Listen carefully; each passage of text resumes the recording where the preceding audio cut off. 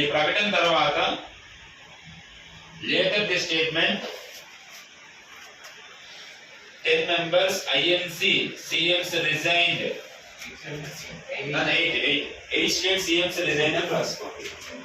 8 రాష్ట్రాల సీఎంలు వాళ్ళ పదవులకి రాజీనామా చేస్తారు. 1939 December 22 date must and should అన్నా December 22nd అన్నా దాని బ్రాకెట్ లో రాసుకోండి. ఇండియా డెలివరెన్స్ డే అని రాసుకోండి అని డిసెంబర్ దాన్ని ఇండియన్ డెలివరెన్స్ డే దాన్ని తెలియడం విమోచన దినం అని రాసుకోండి.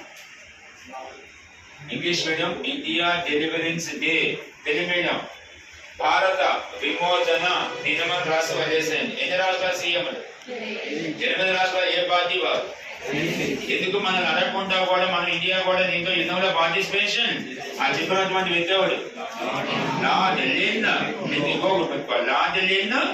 పార్టిసిపేట్ చేయాలా? ఇప్పుడు 1939 నుంచి క్విట్ ఇండియా మూవ్మెంట్ స్టార్ట్ అయినంత వరకు ఎంతవరకు 42 వరకు ఇన్సిడెంట్స్ ఏం జరిగితే గుర్తుపెట్టుకోవాలి. ఒక్కొక్కటి ఫస్ట్ వన్ క్వశ్చన్ ఇస్తే 1940లో ఆచార్య వినోబా భావే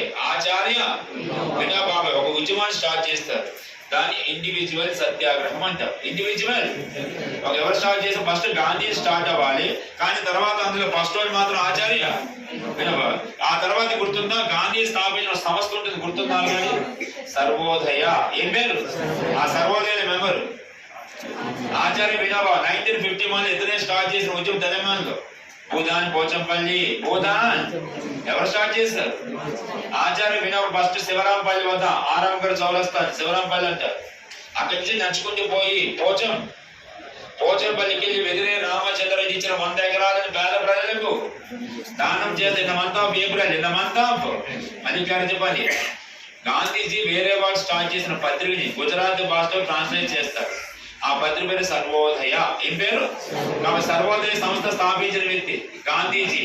అందులో సభ్యుడు ఆచార్య వినోబా భావే. ఆచార్య 1933 నుంచి గాంధీ నివాసం ఆశ్రమం